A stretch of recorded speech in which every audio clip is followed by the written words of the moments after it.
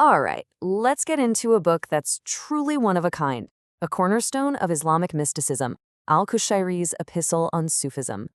Think about this for a second. If you wanted to explore the world, you'd use a map, right? But what about exploring your inner world? It turns out, for over 1,000 years, people looking for a guide to navigate the soul have turned to this one incredible book. So in this explainer, that's exactly what we're going to do. We're going to unpack that 1,000-year-old answer. We'll look at the book itself, meet the man who wrote it, and more importantly, why he wrote it. We'll explore the giants he profiled, decode the very specific language he used for the soul, and see why this ancient manual is so much more than a history book. It's a living blueprint. Okay, let's start with the guide itself. What exactly is this book we're talking about? Well, it's a guide to Sufism, which is a path focused on the direct, personal experience of the divine. Al-Qushayriyya himself describes its followers as people whose hearts have become repositories of his mysteries. It's all about this really profound inner transformation. And this book, written way back in 1045, became its definitive field guide. And I mean that. It's not just a collection of nice sayings. It's a systematic, comprehensive manual that lays out the principles, the people, and the precise terminology of the Sufi path. But, to really get the book, you have to get the man behind it and the crisis he was dealing with. So, who was al-Qushayriyya? Born in what is now Iran, al-Qushayriyya was basically a master of two different worlds. On one hand, he was a devoted student of the great Sufi masters. On the other, he was a top-tier scholar of Islamic law and theology. This gave him some serious authority, making him the perfect person to build a bridge between the mystical heart and the legal mind of Islam. Now here's where it gets really interesting, the reason he wrote the epistle. In his day, he saw this profound tradition getting, warped. There were pretenders using the language of mysticism to justify all sorts of lazy or even immoral behavior. This threatened to discredit the entire path, and he saw a spiritual science in danger of being tossed aside as heresy. So this was his mission, and this is so crucial. He wasn't just collecting stories. He was making an argument. He was reclaiming the tradition, showing with total scholarly rigor that real Sufism wasn't some deviation from Islamic belief, but its deepest, most vital expression. So let's actually look inside the book and see how brilliantly he does this.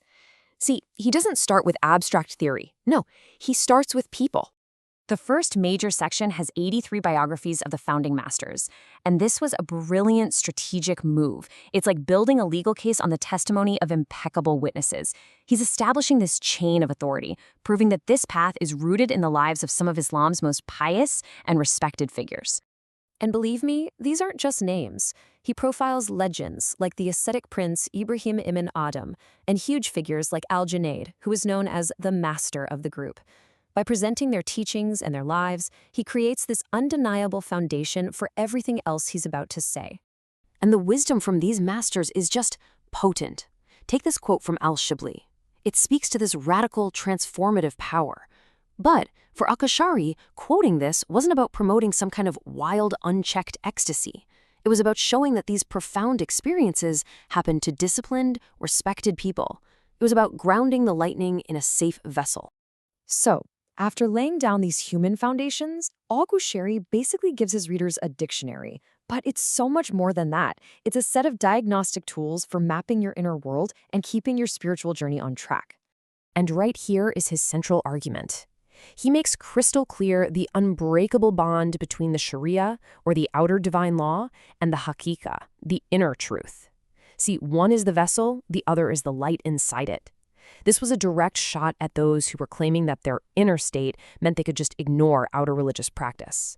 For al-Qushayriyya, that was impossible. A true inner reality only makes you more committed to the law. Then he gets into these dynamic states of the heart, like contraction and expansion. Now, why was defining these so important? Because it normalized the spiritual journey. It was his way of telling seekers, hey, those moments of spiritual dryness and feeling distant, contraction, that's not a sign you failed. It's a natural part of the rhythm, the sacred ebb and flow of the soul's relationship with God. And then he tackles the very peak of the path, annihilation and subsistence. Fana, annihilation, is this idea of the ego dissolving in the divine presence. But, and this is key, it doesn't just end there. It's followed by baka, or subsistence, where the seeker returns to the world but now sees and acts through a divine lens. It's a complete rewiring of the self. And this brings us to one of his most revolutionary points, the difference between sobriety and drunkenness. Drunkenness is that ecstatic state being totally overwhelmed by divine love. It's valid, sure, but it could be controversial. But sobriety, he argued, was actually the higher state. It's the ability to have a world-shattering mystical experience and then come back to the world with perfect clarity and integrate that wisdom into a stable, grounded life. This insight made Sufism safe and respectable. It was an absolute masterstroke. And finally, the epistle lays out the stations of the journey. Now, unlike those fleeting states, these are qualities the seeker has to actively build into their character through discipline. This isn't a path of just passively waiting around. It's a curriculum of deliberate self-cultivation, starting with repentance and building all the way up to selfless love. So let's bring this all together. Why has this book endured for so long? Why is it still essential reading for anyone interested in the spiritual path today? Here's the bottom line. Al-Qushayri's epistle did more than just describe Sufism. In a lot of ways, it actually secured its future. By organizing it, defining it, and defending it with such brilliance, he created a common language and a clear curriculum.